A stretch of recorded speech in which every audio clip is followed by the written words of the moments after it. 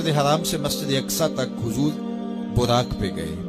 مسجد اقصی سے پہلے آسمان تک نور کی سیڑھی پہ گئے.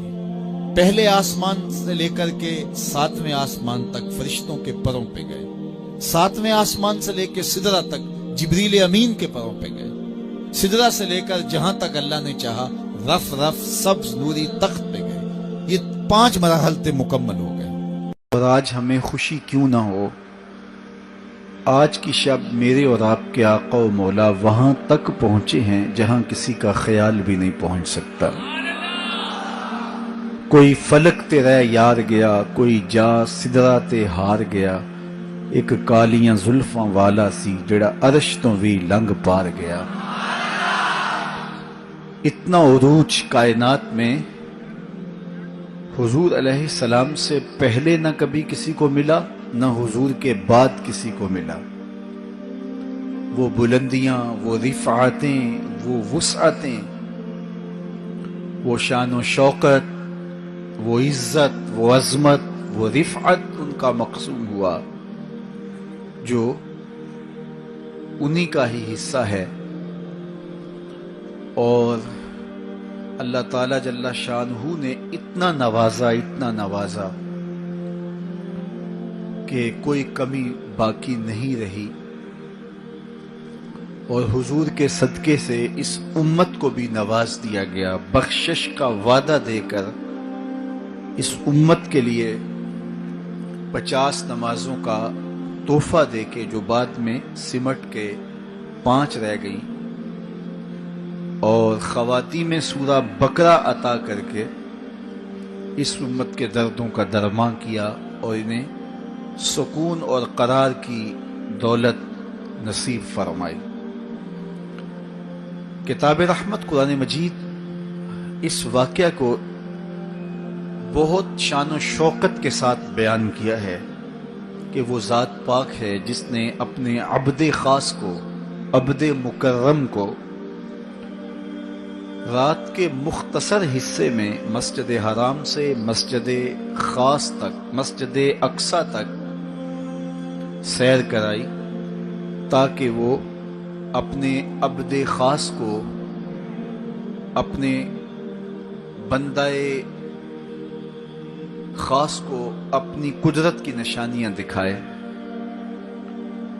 وہ مسجد اقصی جس کے اطراف میں رحمتیں برستی ہیں، انوار اترتے ہیں اور برکات کا نزول ہوتا ہے.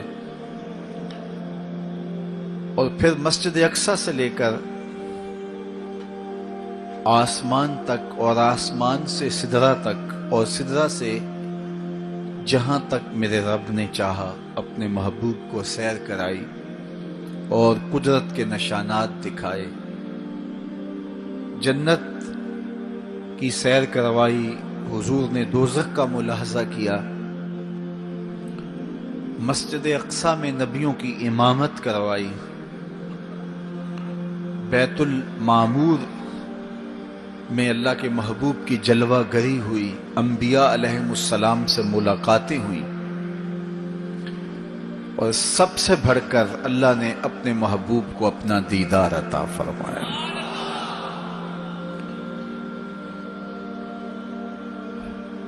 اب اس سرعت کے ساتھ، جس تیزی کے ساتھ حضور علیہ السلام تشریف لے گئے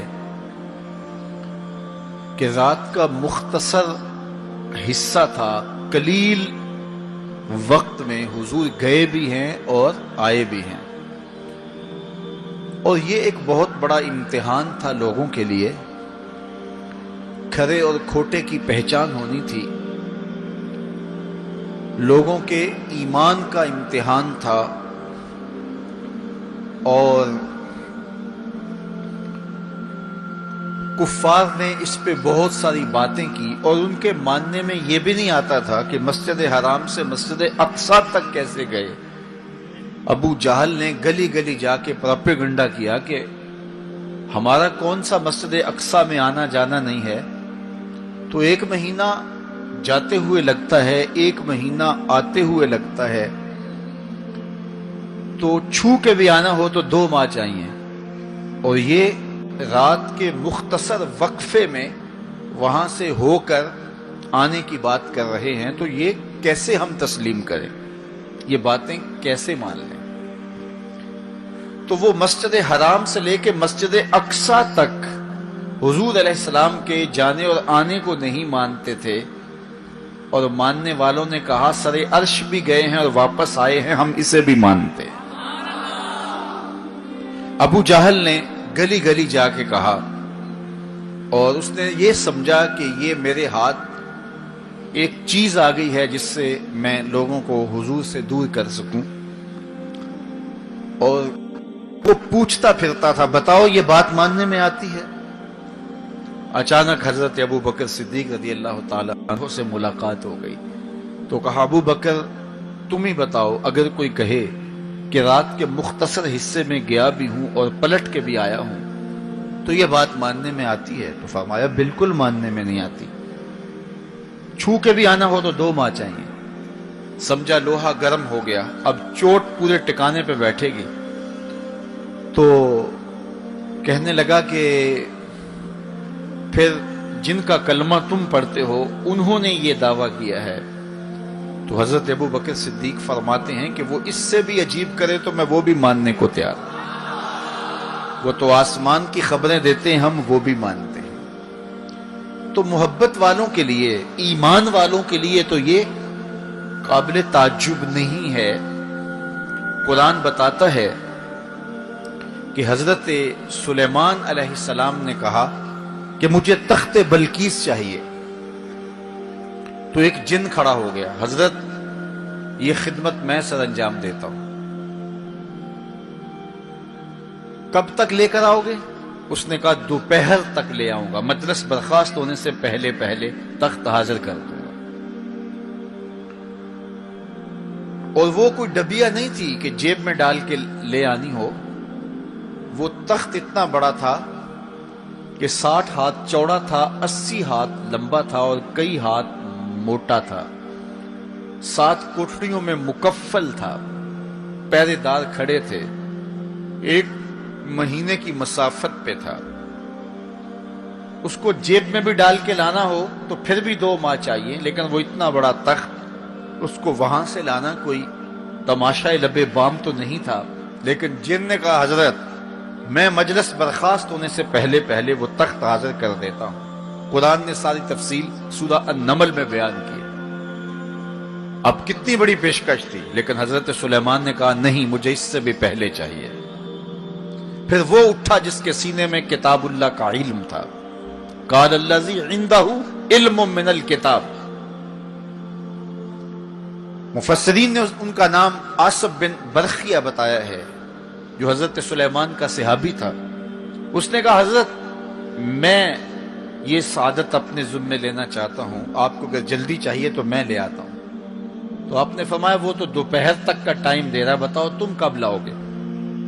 تو وہ شخص جو زبور کا عالم تھا اور حضرت سلیمان علیہ السلام کا صحابی تھا، وہ بولا انا آتی کا بہی قبل ان یرتد الیک طرفک، حضور آپ آنکھ بعد میں جھپکیں گے، تخت پہلے حاضر ہوگا۔ اور حضرت سلیمان نے ابھی آنکھ جھپکی نہیں تھی، تخت سامنے پڑا ہوا تھا۔ بے ساختہ پکارا ھذا من فضل ربی، یہ میرے رب کا فضل ہے کہ جس نے میرے ماننے والے کو یہ روحانی طاقت اور توانائی نصیب کر دی۔ میں آپ سے کہتا ہوں کہ حضرت سلیمان کے امتی کی یہ شان ہے کہ 1 مہینے کی مسافت پر پڑا ہوا تخت آنکھ جھپکنے سے پہلے حاضر کر دیتا ہے، اور خود سلیمان مقتدی بن کے مسجد اقصی میں جس امام کے پیچھے کھڑے ہوں، اس امام کی شان کا عالم کیا ہوگا، ان کی رفعتوں کا عالم کیا ہوگا۔ تو یہ ایک امتحان ہے معراج، اور میرے اور آپ کے آقا و مولا کی عظمتوں کو ماننے والوں نے کہا کہ یہ بعید نہیں ہے، اللہ اپنے محبوب علیہ السلام کو جہاں چاہے جتنے وقت میں چاہے لے جا بھی سکتا ہے، اور اللہ کی دی ہوئی طاقت سے محبوب واپس پلٹ کے آ بھی سکتے ہیں۔ لوگوں نے یہ کہا کہ جسم اتنی سرعت کے ساتھ اگر محو سفر ہو تو تحلیل ہو جائے، تو میاں تخت سلیمان تحلیل نہیں ہوا، اور یہ حضرت سلیمان کے مقتدی کی تخت بلقیس جو ہے وہ تحلیل نہیں ہوا، اور یہ حضرت سلیمان کے مقتدی کی روحانی قوتوں کا کرشمہ ہے۔ تو جب ان کے مقتدی کی قوتوں کا یہ کرشمہ ہے تو ان کے امام کی طاقتوں کا عالم کیا ہوگا اور رفتوں کا عالم کیا ہوگا۔ باقی یہ دعویٰ میرے رب کا ہے، سبحان الذی اسری بعبد، وہ ذات پاک ہے جس نے اپنے عبد خاص کو سیر کرائی۔ اور پھر دنیا ورطہ حیرت میں ہے کہ اتنے مختصر حصے میں، اتنے قلیل وقت میں کیسے گئے اور کیسے پلٹ کے آئے۔ اور میرے رب نے کہا کہ سن لو، یہ میرے محبوب کا سفر نہیں ہے، یہ میرے محبوب کی سیر ہے۔ سبحان الذی اسری، یہ میرے محبوب کا سفر نہیں ہے، یہ میرے محبوب کی سیر ہے۔ اور آپ جانتے ہیں سفر اور سیر میں فرق، سفر تیزی کے ساتھ کیا جاتا ہے۔ میں اب جو فاصلہ طے کر کے آیا ہوں، تو اگر میں سیر کی غرض سے یہاں آتا تو مجھے 2 گھنٹے لگتے، اور اگر میں گاڑی پہ بھی آتا تو پھر بھی مجھے کم از کم پونا گھنٹہ چاہیے تھا، لیکن میں 15-20 منٹ میں یہاں پہنچنے کی کوشش کی ہے، کیونکہ میری نگاہ میں ایک تھا کہ میں نے دیے گئے وقت کے مطابق یہاں پہنچنا ہے۔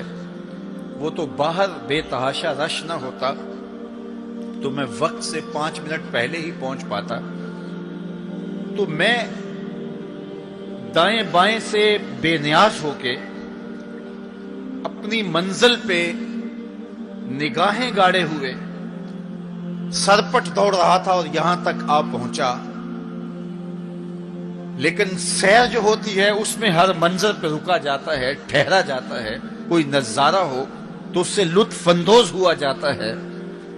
اب اتنی سرعت کے ساتھ گئے اور واپس پلٹ کے آئے، میرا رب کہتا ہے یہ میرے محبوب کا سفر نہیں تھا، یہ میرے محبوب کی سیر تھی۔ کیا سمجھو گے میرے محبوب کو جس کی سیر تمہاری سمجھ میں نہیں آتی؟ اگر وہ سفر کرے تو پھر کیسے سمجھو گے؟